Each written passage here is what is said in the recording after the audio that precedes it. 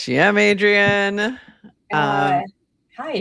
My voice is rough this morning because I was yelling at various techno loud music. So, So fun. And I was at a 80s concert last night. Which I love. I love that. Yeah. So we'll talk about all those things towards the end of the show when we need to recover and talk about fun things. But we are going to jump in. We have some news. We've got 29 minutes of Farcaster news for you. And then we're going to also talk about what some people are building, some really fun things on the timeline. I'm going to do a little Art Basel recap. And I also have some swag and merch and fun things to share and show you. So I have my bag of swag. So if you are already in our chat, retweet, recast, let people know we are here. And we will be back on the other side of this 40 seconds. Welcome to GM Farcaster, bringing you everything from breaking news to spicy memes to the deep lore shaping this vibrant digital community. More than just a show, GM Farcaster is your digital third space where the community connects, the stories unfold, and the culture thrives. Whether you're a daily caster or just dropping by, we've got the latest buzz to keep you plugged in. So grab your coffee and let's dive in with your hosts, Nanish Prof and Adrian, for another episode of GM Farcaster.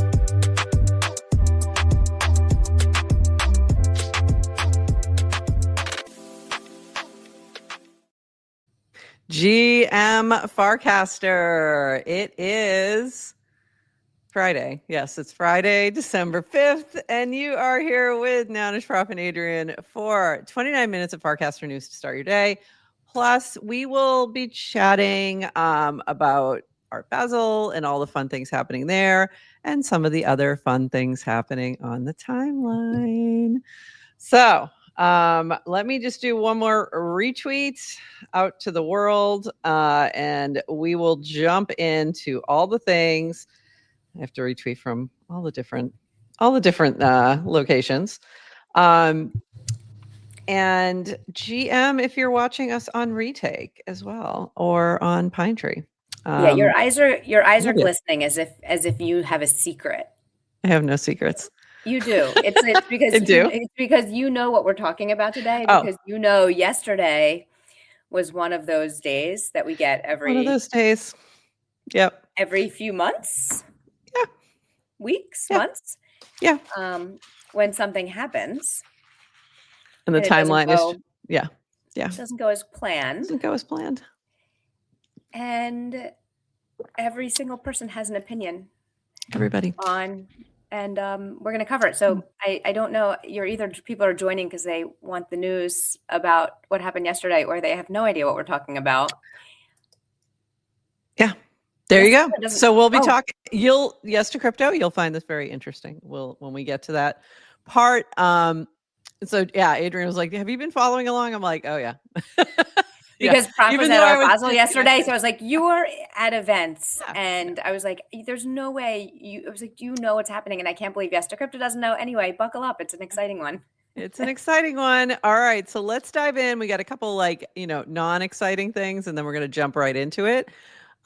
This from V, simple USDC buys. When you buy or sell a token, you just input the USD amount and hold to swap.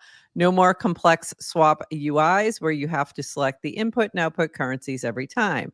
The default setting into and out of USDC, but you can tap to use different currency if you like.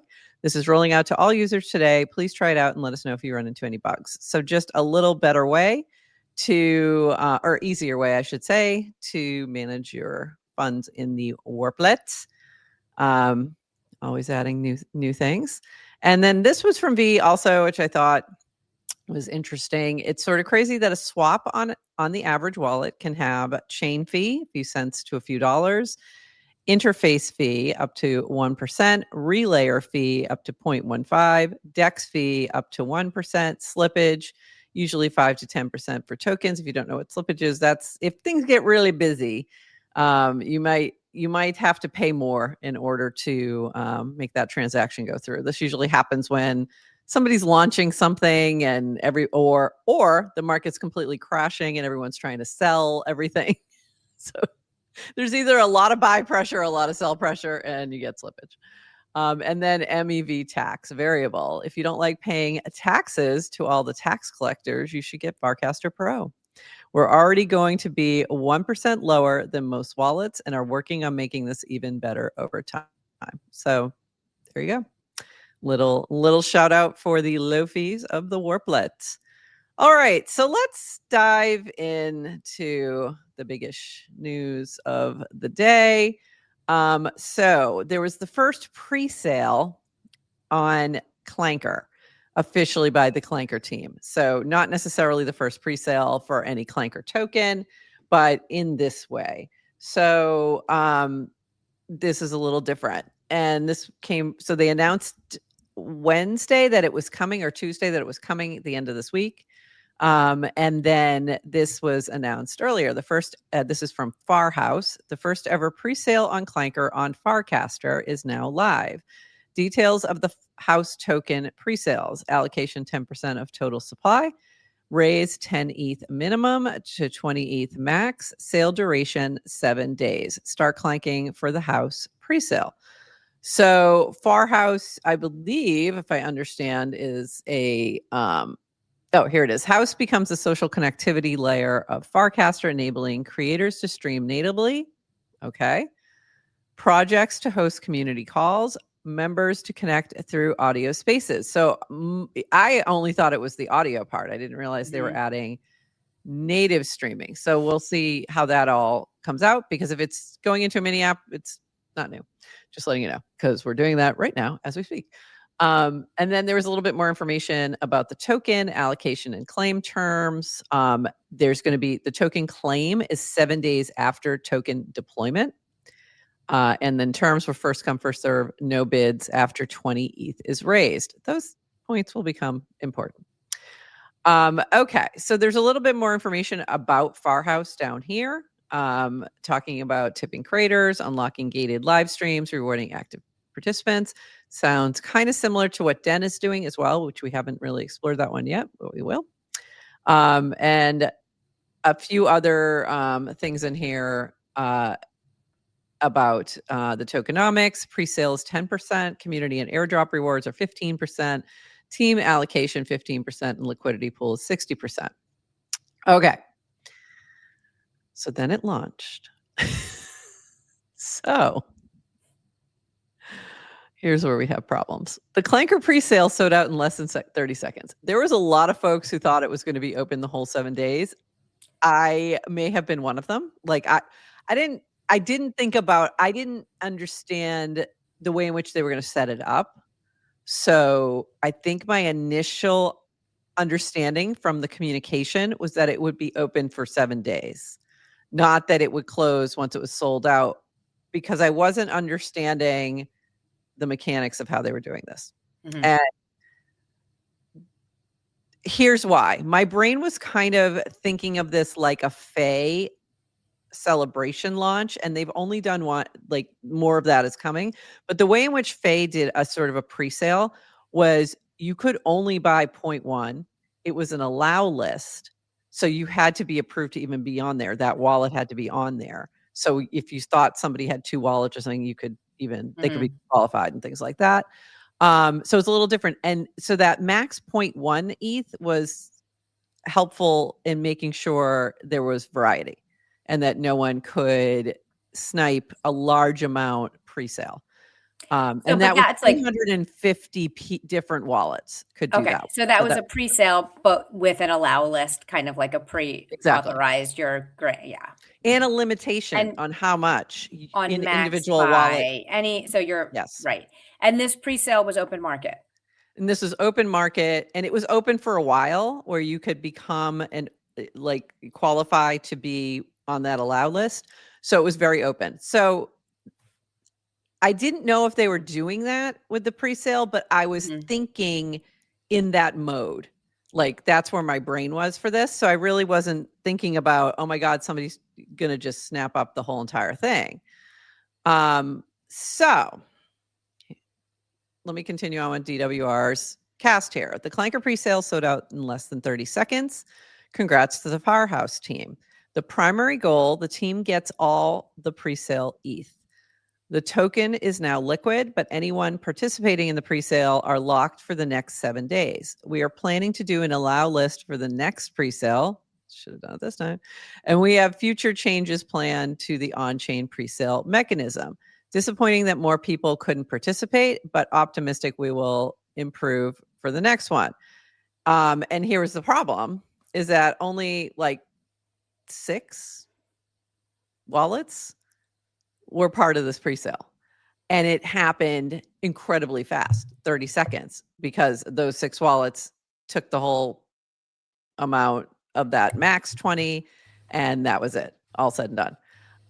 And then what happened, and this was something that I don't think everyone fully understood either, but looking back when I see that Farhouse cast it, of course, that's what happened. Once the presale was full, the token launches immediately. So if you were not doing the presale, but you wanted to get in early, if you were paying attention to this, you could have jumped in as well. And there was another sniper that I think took about like 16 ETH or something like that. So we now have like a limited amount of holders who own a large amount of the available supply. So that's a problem. Okay. I pulled a few other things, but we don't have too much. Like, we'll just talk it through because a lot of this is in replies and things. So a lot of people were upset by this, obviously. So there were questions. Someone said, somebody sniped their supply right after the 7 days. The project might be heavily affected by the sniping. Instead of refunding and rerunning the presale, why continue to launch it? 1, you can't refund a presale. Token has to be deployed. It's encoded in the smart contract. So that's important. This isn't a presale where sometimes the way presales have been done in the past is basically by spreadsheet, where you're physically like sending the tokens after it launches. This is built into the smart contract, so there's no way to sort of do this. Anyone buying in the presale has to wait 7 days before access to the token. Team got 100% of the presale ETH. The purposes of the presale, we've already said the next one will have an allow list and we'll have future iterations planned. So I think that was important to note. The other thing is the team gets the ETH. So this is another concern or issue or point that a lot of people were kind of tapping on, is that a lot of times with presales, it goes to liquidity. It doesn't go to the team. So that was not clear before the launch. Like, it was clear once they launched it, you could see it in all the communications. But I think when people were thinking about a presale, when it was first like, oh, we're doing our first presale this week without, any details, I think a lot of people thought, oh, that's going to go towards liquidity, and it did not. So the team could choose to do that. They could choose to put some of that towards liquidity, but I don't know if that would be a smart move for them at this point. Probably not. Okay. So we had a few other comments. This from Jack, and this is a little bit long, but I think it's important to get Dish's take on this as one of the founders of Clanker. I'm going to voice how I feel about today's launch of House. First off, I'm truly honored the Farhouse team trusted Clanker with their deployment. It was hyped, lots of eyes on it, and for good reason. They're proven builders and are bringing back something novel to Farcaster, which people value. With the launch, it was public, so anyone could participate with any amount. I believe this configuration can be great for some projects. What we didn't forecast was the demand for this presale, which outpaced our expectations. The fact of the matter is, tokens come with trade-offs. I don't know one token whose fate was decided at launch. It's easy to judge from the outside, but I know many of you have been in similar situations. Stress, nervous clanking is an intimate experience. That being said, I hear your feedback and we're working on optimizations. Our allow listed version has limits on ETH contributions per address. So that's the FEI model, which should mitigate the majority of concerns. I'll push this out early next week. My goal at Clanker has always been to build the best token deployment experiences that surfacing context for safe swaps. I'll be actively tuning into House and hope you all do too. So you can check out on GitHub what's happening with the allow listed pre-sales if you want to dive into the technical side of that. I'm going to pull one more thing from Derek, who always has good takes that kind of sum things up. Yes, the House team collected the ETH. Yes, Merkle learned lessons. They'll hopefully improve, but finances are just one facet. House now has a sniper hanging over their head, plus the opportunity cost of a launch to a community of excited holders. House has to inherit mistakes made upstream of them. So, and Proxy said, what do you mean sniper hanging over their head? And I think what he's saying is that there are these limited 6 large holders, including one who's holding, who had sniped at 16 ETH, which is a large amount of the token supply. They're going to sell. They're going to sell. You don't know. Day 7. You don't know when, but you don't know when. Well, yeah, right. Probably. Listen, if they sell on day 7, rip the Band-Aid. That's now. I think worse than that is if they don't sell. And they hold this over you. Yes. Then you've got this kind of like, it's like just someone with just kind of too much influence or power over your pricier token. Unless they're a benevolent sniper. That is a callback to something that happened a long time ago, but some of you will get it. They could be a benevolent sniper and they'll hold forever.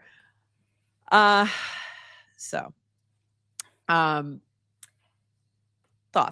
I'm going to let, how would you like to, you probably actually saw a lot more of I was following along, but I was following along on some of the main accounts and not seeing as much of the discussion.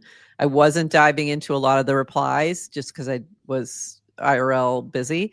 So what else did you see? What other concerns were there? Like what were your thoughts? Yeah, I mean, I think most of like the fallout was just everybody like really disappointed. It was like that a mistake was made.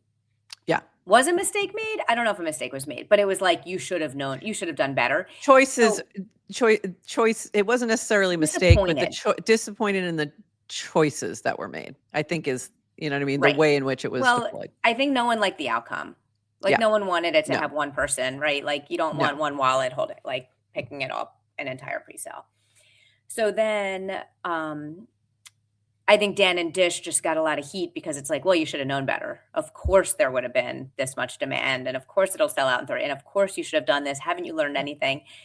And I mostly just don't have a lot of sympathy for, it's just like, it was just one of those days where everybody has an opinion on how to do it perfectly. So like if it was so obvious how to do things perfectly and tokens are being launched all the time, why wouldn't there be a single one? Here's the best playbook. Everybody follow it. And someone will tell me there is, except then you're not doing a good enough job getting there. Well, I think there is, but it's not really available yet.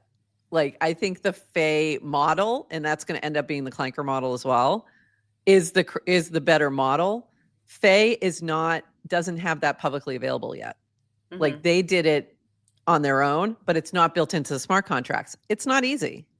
So, right. And Clanker will build that in. I mean, it sounds like that's what they're doing. We'll iterate and build. I just, it got a little nasty. The timeline got a little like just kind of nasty. And that's where, I'm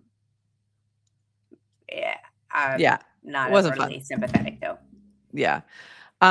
If you're getting super nasty and personal, like that's never helpful. If you're critical in a way that is substantive and useful to the team, then have at it.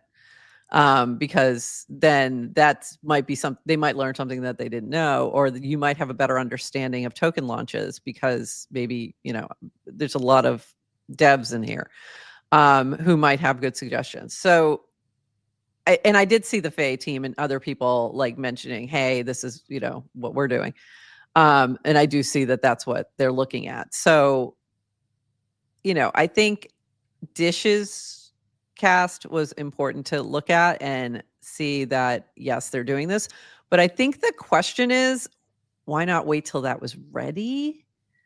And I don't know what that answer is. There might be a reason that, they were ready to launch. They didn't want to wait. They didn't anticipate. Or they had to learn. Like they needed this iteration to figure out what they need to build. And could you have done a smaller pre-sale? Like, was there a sandbox to do this pre-sale in? Not really. I think they probably thought this was a small one, though. Right. You know what I mean? I don't think they anticipated the demand, and I think they thought of this as small one because you saw like they were expecting 10 ETH. Mm-hmm. They weren't expecting, you know what I mean? Like that's the initial like thinking, and they were expecting 7 days. Mm-hmm. So I don't think they thought the demand was there for this particular token. But there was also concern. I think there was concern for the Farhouse team getting kind of caught up in the, distracting from what they're doing. Yeah. For what it's worth, I saw zero negativity towards Farhouse. Yes. None. Everyone's talking about Farhouse, so they captured attention. There you go. They have ETH that they now have treasury, which I assume is to help kind of build out the roadmap. Yeah. So support the project. Yeah. Yeah. So I can understand it was probably not the least stressful day they've ever experienced. No one wants to be main character. Actually, I take that back. Some people do. I found out some people do. Some people love to be main character. Yeah. But it comes with it has goods and bad. Yeah. It's the all publicity is good publicity is not really true. But it's you can understand like attention is the goal a lot of times. So they definitely capture attention. Yeah. Jay Chan. It's almost like Dan and Varun are not degens. Yeah, exactly. Exactly.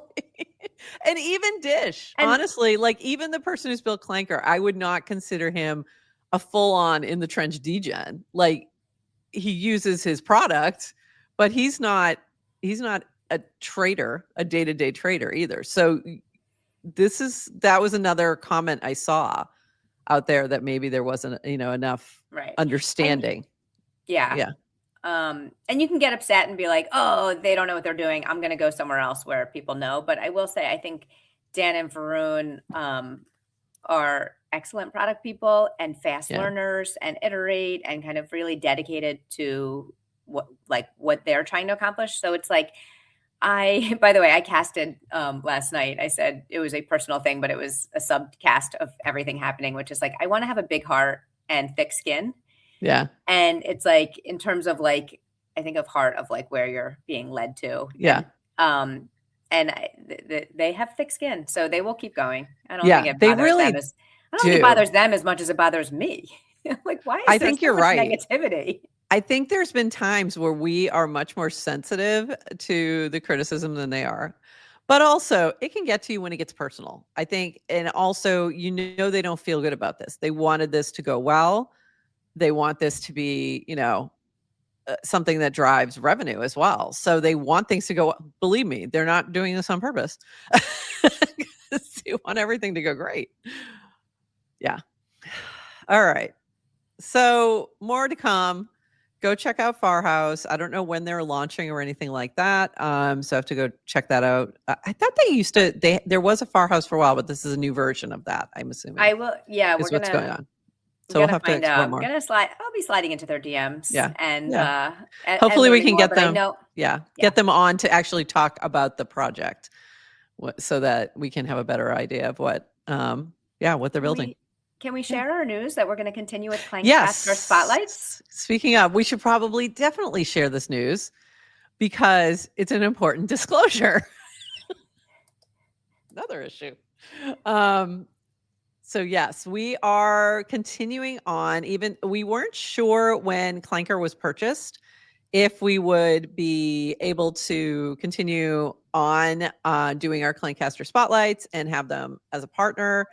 And that we just got that news yesterday that yes, we will be continuing on with this. So clank, clank. So we'll be back on Mondays again, bringing you different builder interviews for builders who are building on Farcaster and Clanker. So very excited. And I do have those repackaged, so they're solo, just the interview part, and we're going to be creating a playlist for that. I just haven't had a chance to do that second part and get them re-uploaded, but they're edited and ready to go. So what we want to do is really focus on telling the stories of the Farcaster community, the Farcaster builders, and that's going to be our focus. So not necessarily the tokenomics of it all and that, but we'll be telling the stories of the builders who are building on Clanker and Farcaster, both. Yes. And Anything hopefully, to also encourage other people to learn about how people are using Clanker. Yes. With alongside projects and whatnot. And hopefully we can. And everyone's doing things a little differently. So there we go. Everything's doing a little differently with how they use the token. Sometimes they're using it in a mini app directly. Sometimes it's supporting in different ways.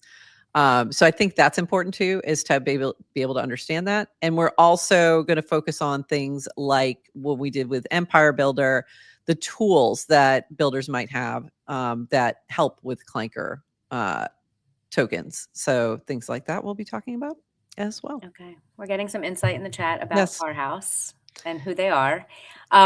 So from Mika, I know that there was X Spaces, but then they talked about adding streaming. So it sounds like they'll be building on. And it also looks like decentralized Zoom, Riverside. Okay. When I was at I do know Huddle 01. I've heard of that. So okay. That's interesting. I didn't realize that was them. VC backed. Or and I remember Huddles. Yeah, Farhouse was doing just audio. So the streaming is different, and that's very interesting, obviously, to us, if it's native. If it's just in a mini app, we got that already. We're good. Thank you. Like, all set. Right. When I was at Dev Connect, and I told you everyone at this, in this weird Ethereum world was like, what about decentralization? Like, they didn't really care about the degen stuff. Yeah. So when I was explaining about the show we do and the new show, I had people coming up who are building various decentralized streaming and services. And I was getting really dinged about, like, how are you on YouTube? What are you going to do if YouTube bans you? What are you going to do? Like, why are you building, asking about StreamYard and Twitter and YouTube. Yeah. And the reality is, like, they're right. What would we do? Except also, this is at what point and when does, anyway, this is not for today conversation, but I was just checking into Retake just to see if we got anybody chatting in there, because we haven't been giving enough attention to the smaller streaming sites. So GM, to those watching on Retake, I see you. A1 Coin Brand and Milama, and I can't say names. You know how bad I am at that. So B4 Degen, hello. So if you're watching on there, thank you. We appreciate you. If you're watching on Pine Tree, we appreciate you there also.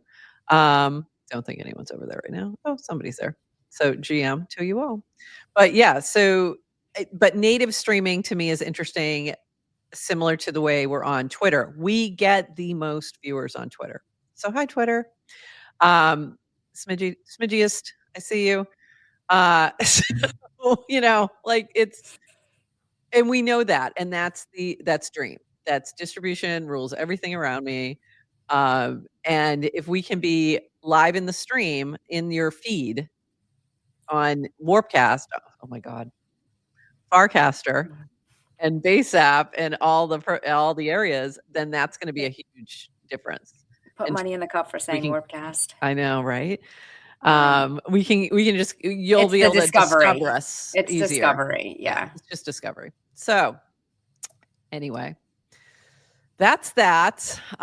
Let's move on. I do have one more note on this, but in a little different way, from our friend Will at Splits lockups and vesting are extremely important for managing app coins properly. More to come if you have an app coin, also known as a meme coin, also known as a token, also known as a Clanker, and have any pain points you want to solve, hit us up. And this is related to new on Splits teams viewing claims tokens vesting via Hedgie and Sablier directly in your team. Kudos to Saif and Didi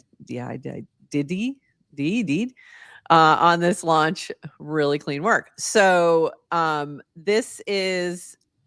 that's another thing with a pre-sale, is that you might have this vesting in some way in terms of any tokens that they're taking in as the token. The team usually will vest things, might stream it over time. Sablier has been a streaming service for a long time, pretty well trusted. I don't know Hedgie.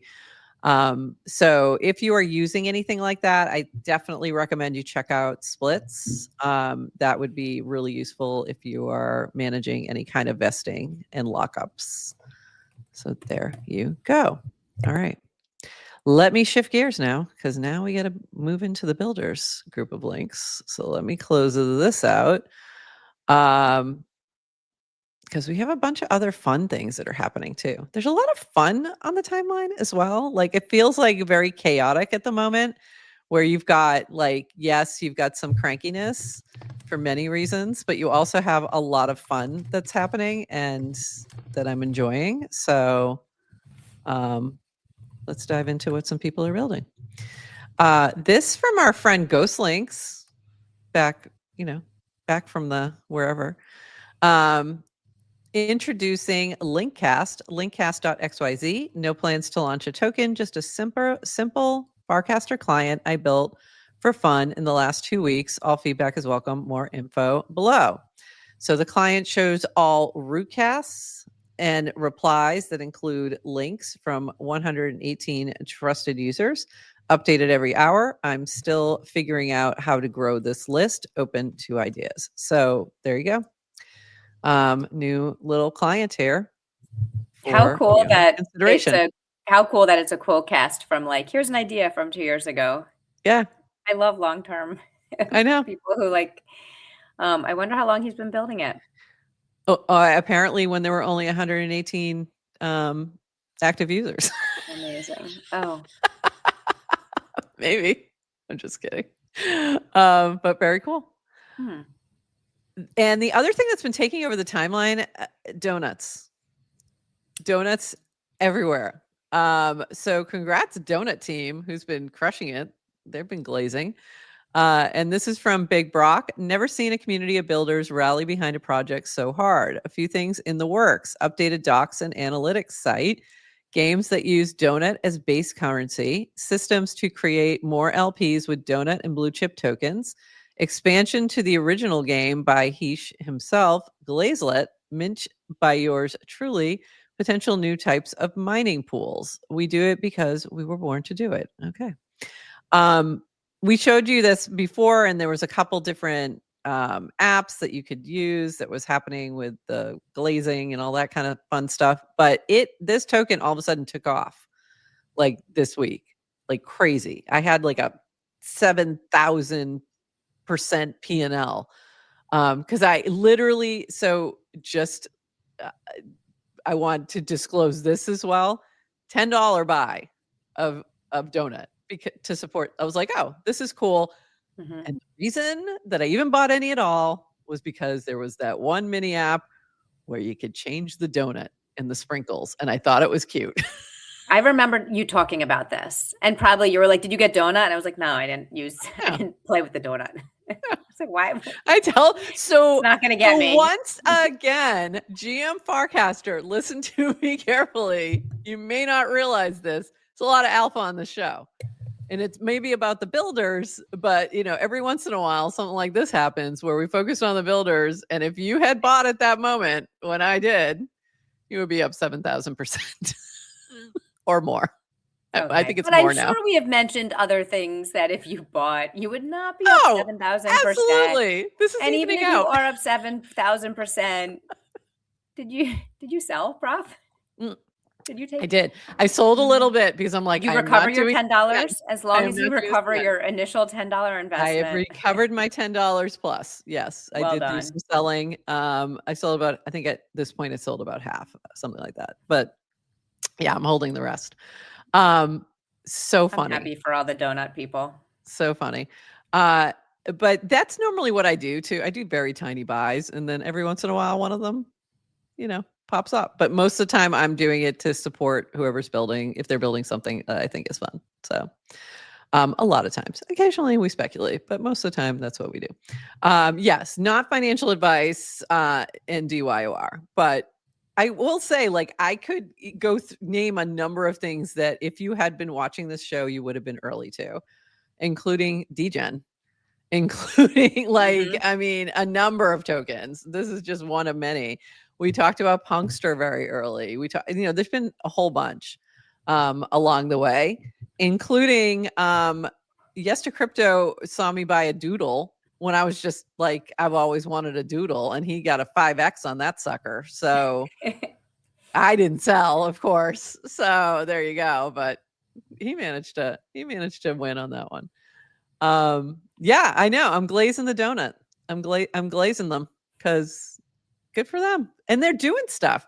By the way, it wasn't a Clanker. It wasn't launched on a token. I think they did a their own launch, because I don't think it's Clanker or anything. I think it's their own thing. So anyway, good job, team. You're crushing it. So proud of you out there. Go check out some donuts. But I'm excited to see what else they're building. I feel like they're really leaning into it and building some fun things. Speaking of another fun team, update on Rainbow. This is from the Rainbow Foundation. We want the Rainbow community to win together. Rainbow Foundation will be the single biggest shareholder of Rainbow at TGE, holding 20% of the company's equity. So token holders and shareholders can share the same upside. That equity is held on behalf of every single Rainbow holder, I believe it was. So this was over on Twitter. So they're using the foundation as part of this strategy, and also to sort of protect the token should they be acquired, is the way I'm understanding this, and protect the token holders. This sounds really interesting. They've been talking about this token for a while, and I think they've just been getting everything lined up legally to make sure that it was, when they say foundation, it's probably, an actual foundation. So that's why it's taking a little bit of time, but that looks like it's coming soon. So very interesting. Also, now in fun things, the dude has relaunched his Wrapped, Farcaster Wrapped. So, okay. So as some of you have already gathered, we are live again. If you mint one of the NFTs at the end for 3 USDC, when you are prompted to, your stats show up in the OpenSea metadata of the NFT. Shout out for this idea and pushing me to become a better coder, savage.eth. I appreciate you lots. That's sweet. And I love and appreciate everyone who has already tried and used the mini app. I think I need to go back in because I don't think I was able to mint the first time because it was still, there were issues. Please let me know if anything breaks. Shout out Nanish Prof, B Broad, Toady Hawk, Nilo Farmed, Silky Way Art, and Zal, who had said who wanted to mint already. I'm letting you guys know that it is working, at least for now. I'm going down the list of people who registered to be allowed in and having this. Please bear with me, friends. The NFTs will become boosters in the Bribe Empire. So that's cool. And also redacted. So something else. Shout out your Berserker.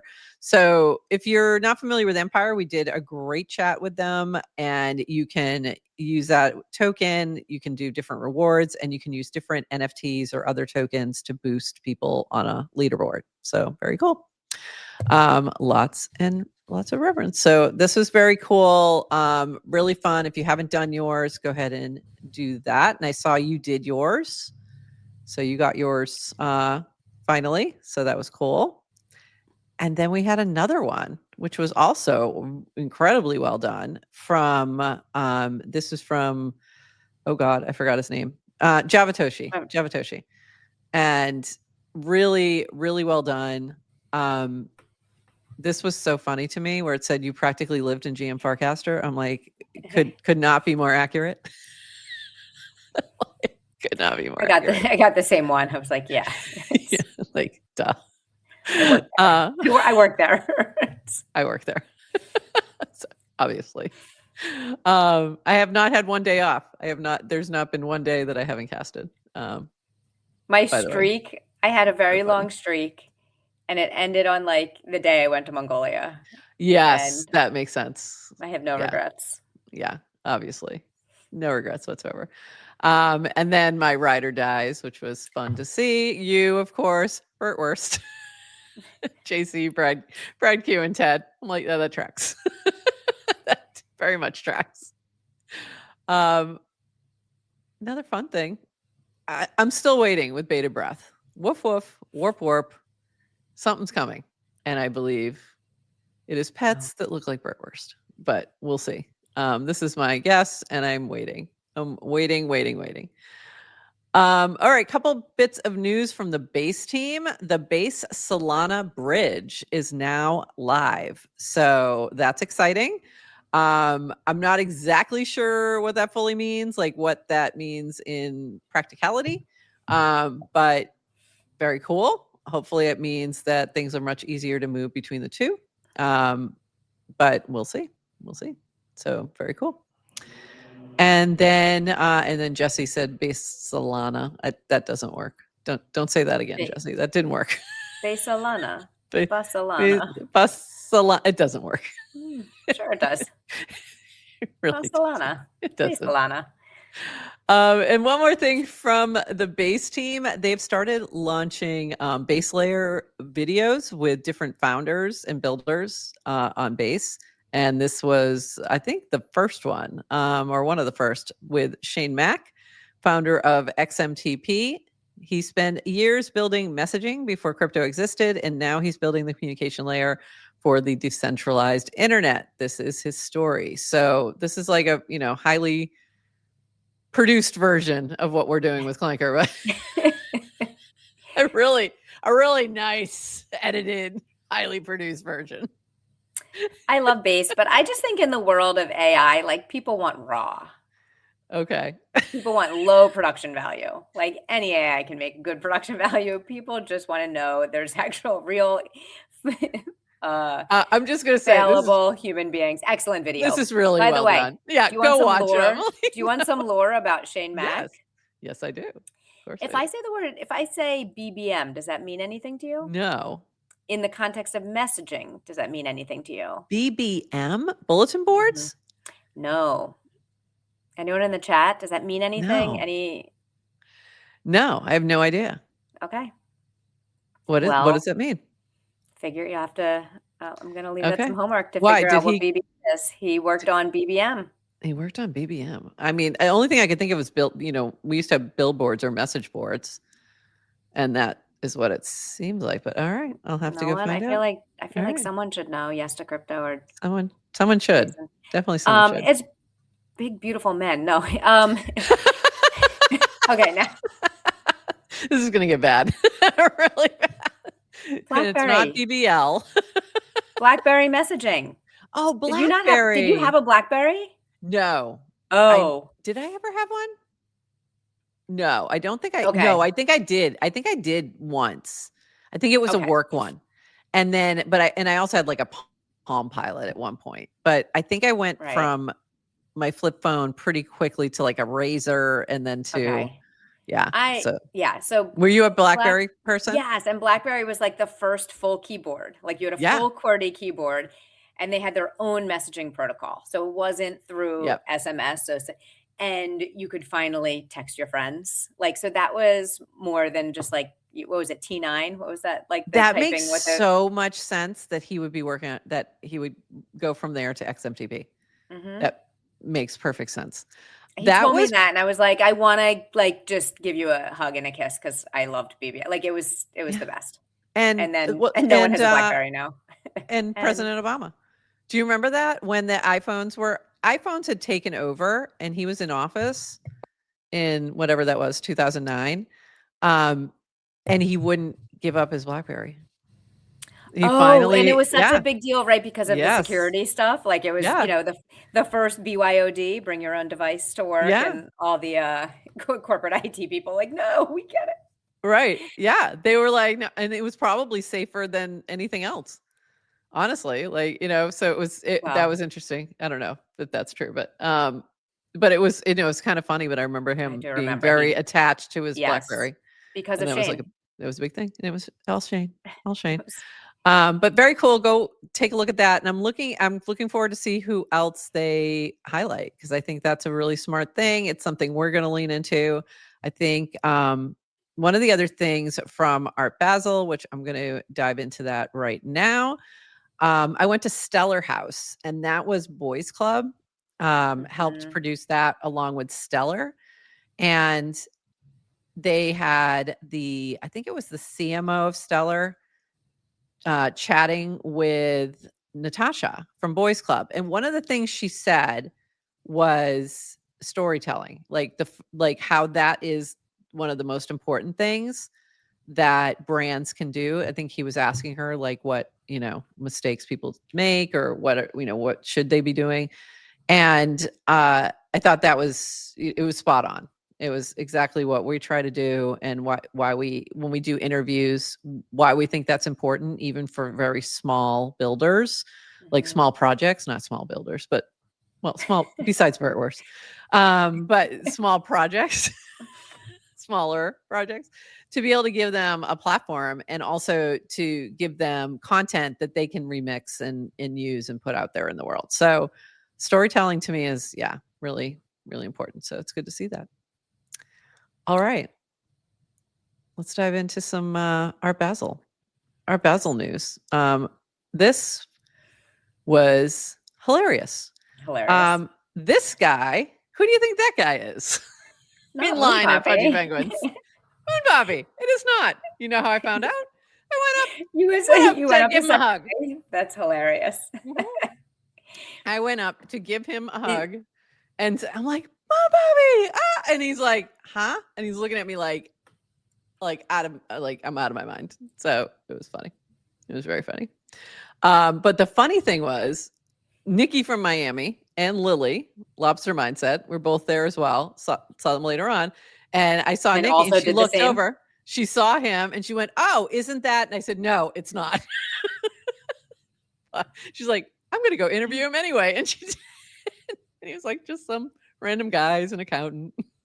And then Lobster Mindset, who used to work with Moon Poppy at Clanker, by the way, did the same thing. She looked over. She's like, oh, Moon's. And I'm like, it's not him. Amazing. It's definitely not him. So that was really, really funny. So this was like my time in Basel. We had like a pasta party that was sponsored by Base and Boys Club. And that was Base's only thing, as far as I'm aware. Oops. I did not mean to make it that big. It's too big. So it was really fun. Joni was there from Base. She basically flew in, just for that, and was flying back out. And because the Base team's all been in New York this week, so that's why. But this was really fun. Kind of just a quieter, dinner, sit down, earlier in the evening, and just really fun. So that was cool. Okay, dumb question. What's a pasta party? Is it you eat pasta? Yeah, you eat pasta. It was just at a pasta place. Oh, okay. So they called it a pasta party. Cool. Yeah, that's all. It's just, a place where you eat pasta. So it was really fun. And they also were giving out the cards with the $10 USDC on Base. So, and Joni was handing them out and said, but we want you to spend it on something. So I went and bought some tokens. I supported some artists. Nice. I love on the Base app. So yeah, that was a fun little bonus. And then this was Stellar House. So Stellar House, they had a brunch with Boys Club in the morning, and then they had sessions in the afternoon. And Samuel Huber was there. So that was cool. Fun to see him. And that's where I ran into Lily first, Lobster Mindset. And Poi Meets World was there. So that was cool. and Chipped Social was there. I got to start pulling out my props. So Chipped Social was there, and they had nails available, so that was cool. Oh, this was from the pasta party. They had little books, like little notebooks with pens, so you could take some notes if you wanted. One of the things they did at the pasta party, what was kind of fun, is they had these placemats with questions on them. The questions were really hard. I thought it was more like reflect on your year, but it was through a Gen Z lens, so I had a little trouble with it. Kate created this, I believe. So I need to get the original though, because I'd love to share it with people, because there were some really interesting, fun questions on there. But that was a fun little activity. But Stellar House was really good. Had a blast there. Heard some cool talks. Like I really enjoyed the talk with Natasha. I think she has had some really good insight there, and getting to hang with Samuel and I forgot his name, new person on this team. I forget your name. I'm sorry, but he was a great guy. They also had tiny t-shirts. You would have loved it. Tank tops. I almost got one for you because I'm like, I'm not wearing this. It was like a tank top, a crop tank top, like something you'll never see me in ever. So that was fun. And then the Pudgy party last night was really, really fun. Always like this massive scale event with lots of merch, lots of games, things on display. Luca was outside, saying hi to everybody while we're waiting in line to get in. Did you ask him when he's coming on our show? He said, no, he said to me, I didn't. He said to me, hey, let's talk, and I'd love to come by sometime. Okay. So still, we're going to make it happen. I'll throw it to him. I think I think when he was supposed to come on right after that, he got incredibly busy with some new, I think that's when they were launching Abstract. So I think the Abstract launch, there's always challenges. And I think that got him pulled away from some things. So hopefully we can get him on, but it was nice to see him and just to see what the team's been up to. A lot of OpenSea was the co-sponsor of this, and I meant to check because I had to leave early. I was still thinking that they were doing a larger partnership or acquisition, but I don't think I ever heard anything on that. So I could be wrong, but it seemed like I was waiting for like a big announcement, and I don't know if there was one because I did leave early. So I don't think there was. But I was curious, and they did have a really cool wall with all the brands and sort of high profile people who use a Pudgy PFP. And that was kind of fun to see. So anyway, so I got a new shirt. Nice. I played Blinko, which is like Plinko. If you remember Plinko from, what do you call it? From Price is Right. And I won socks. So that was fun. And they had some new fun little, I don't even know what these are called. These are called something. Shashibo. And it's like these little boxing toys. These were fun. Also, oops. I have too many things in here. Aptos was there. So Aptos was part of this party. And I ended up with a little Aptos Art Basel shirt and a hat. And then lastly, I'll be saving this for our friend Siege. I got to get her address and see if she wants me to send it. This is a Labubu cover. So your Labubu can look like it's wearing a little pudgy penguin.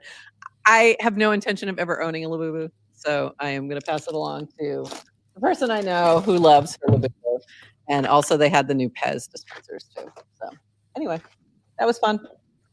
I had a good time. People are making Labubu covers. Yeah, apparently. It's like That's the thing. Labubu. I don't know. I'm not in that world. I am not aware, but I saw it and I went, I got to get that for CJ. So it's coming your way, girl. While I was there, you were here. My Spotify page went back to 1981. How was it? Actually, my Spotify Wrapped age was actually 70. Okay. Mine was 66. And I was pissed. 70. I was like, pissed. And then I saw everyone else's and I felt better. Yes, mine was 70. So I wanted to make myself a little younger. So I went to the Foreigner concert last night. Now you're really young. I wish they had done the age thing. I don't think they did that last year. I wish they had done it with my last year Wrapped, because most of it was my son's music and I would have been like 20 something. But no. I've been listening to I've been listening to a lot of Billy Joel this year. I don't know why. Yeah, that'll do like, it. Kids started listening to it too, and like every time I get in the car, I don't know. It's okay. That'll make you 70. Yeah. But the Foreigner concert was excellent, by the way. Good. And awesome. It was really fun. They played. Was actually Lou Graham? He was there. He didn't do. So they have a new singer. Okay. In the band, and it's kind of like, yeah. I think there was only one guy from the original band who kind of, or maybe not. But there were people really coming old. out. So so Lou Graham came out and did 3 songs. Oh, okay. And including one, I think Urgent maybe, where he just when the other singer came back out, he played cowbell the entire time of that song. That's funny. He did. Oh, it was so good. It's just like, so but yeah, so he was there, and it was super fun. All right. I would love to see them. That's amazing. So everyone was sharing their Spotify age and their Spotify Wrapped, and DWR said, my Spotify Wrap is I use Apple Music. And V's comment here was hilarious. Dan only listens to one U2 album they shipped on every iPhone. So that was funny. And then I thought this was great from Christopher, with Dan being the one watching everybody share their Spotify Wrapped. And I love this from Moon Poppy. Your listening age, 2000, since you were into Mongolian throat singing from 25 AD. And I thought you would appreciate that one. I do appreciate that. This was really funny. Ryan Mason, Farcaster especially, is not going to like this, but music is dumb and hedonistic and doesn't matter at all. It's a purely animalistic impulse and with less than 0 intellectual value. And V said, I've found it the worst take ever. What? Wait. I can't. I don't even know where. I don't know where this came from. This is the weirdest take ever. And then he said, to clarify, there is no music with intellectual value made after approximately 1990. If you like music made after that, it's the same reason that toddlers like Ms. Rachel. You're a baby. Okay. Well, all of a sudden I feel better about my Spotify age. Yeah, strong opinion, strongly held there. I'm listening to music with intellectual value. You are, apparently. I like my music with intellectual value. I totally disagree with this take, but it was funny. I enjoyed it. I definitely enjoyed it. By the way, animalistic impulses I think are fine. I think we should. We're animals. I think we should lean into that. I mean, music is life. I don't even know. Like I have the exact opposite take of this. We're doing mushrooms on a live stream. Why do people want to do that? It's because we need to be animals. We need to lean in. To be clear, we didn't. By the way, so that was only Monday. It wasn't even that long ago. Oh my God, that was Monday? That feels like a million years ago. We teased about doing mushrooms on a live stream because Brian Johnson did it on Sunday. Yeah. And that was one of my most liked and engaged with casts because everybody wants us to do mushrooms. Everybody. It's not happening. So, by the way, you have said it's not happening probably a million personally times. I don't know if you've noticed. On record, I have not said it's not happening. It's true. She might. I won't. I'll be the trip sitter. I'll be happy to do the trip sitter.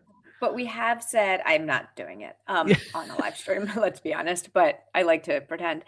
But we did start teasing episode 420 and we have about 6 to 10 people who want to come on a live stream and celebrate. So that's going to happen. I mean, episode 420 is going to be epic. And epic. So, and you know who's not invited? Brian Johnson. Ryan. No. And Ryan. Just kidding. We love you, Ryan. We don't pick on you. I think everyone's allowed to have their takes. Hey, strong opinion, strongly held. There you go. All right. One last funny thing, and I don't know what this says about what 2026 looks like.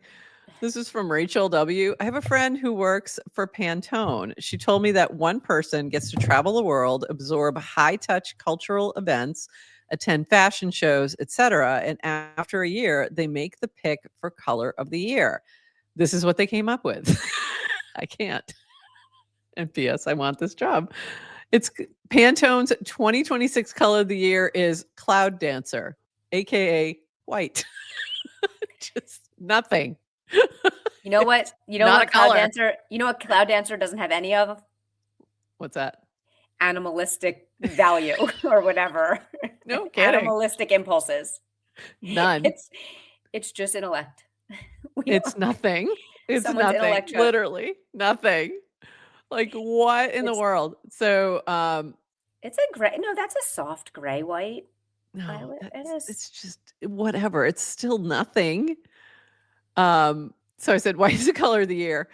And I don't. And then she said 2026 is going to be bland AF. And I said, I'd be fine with that, but I don't think it is. So remind me in a year so we can come back.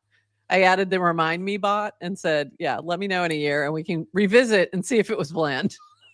Is remind me bot active? Because I have tried tagging it. I'm not sure. It doesn't confirm back, but yesterday I got a ping from Remind Me. Yeah. That it so it is somehow still active, but I'm not sure if it's taking new requests. And Bora Dutch, we want to know. That's a good question. So I threw it in there and we'll just see. Okay. But I was like, oh, let me see if it's how bland the year is. But yeah, fascinating. All right. It's not going to be bland. In fact, I was are we making year predictions yet, or are we saving that for our year? It's kind of early. It's only December 5th. I feel like the year is done. I feel like all these things happen too soon. Like all these Spotify Wrapped, Farcaster Wrapped, Pantone color of the year. Like you guys are like 2 weeks early. Yeah. But they had to be first. They got to capture attention. You know, I think everyone's just done. It's so done. They're just so done with 2025. They're like, this has been a lot. I'd like to move on. I had dinner with friends the other night, and they were complaining. Some of them were complaining, like it's just like, oh, I can't handle this. I can't handle the chaos in the world. I just miss, the good old days. And I'm like, I was like, by the way, you weren't happy back then. You were complaining about those good old days. Yeah. And right now, I'm like, you're going to look back and be like, remember how stable everything was when Trump was president the second time and everything was normal? And like, can we just go back? So you're telling me it's going to be even worse? Yes, because you're going to be walking outside your house. There's going to be drones flying overhead. You're going to be like, is it safe to go out? Because all the robot army is going to come and they're going to tell you whether or not you're allowed to leave your house. And you'll be like, oh, remember when we didn't have to worry about robots shooting us from the sky? Welcome to dystopian GM Farcaster. I'm just saying, games are happening out in the parking lot. Not yet. I'm just saying, right now they're not. So go out and live your life, people. This is as good as it gets. Not as bad. These are the good old days. All right. And with that, that was uplifting. I meant to be uplifting. Does everyone feel good now?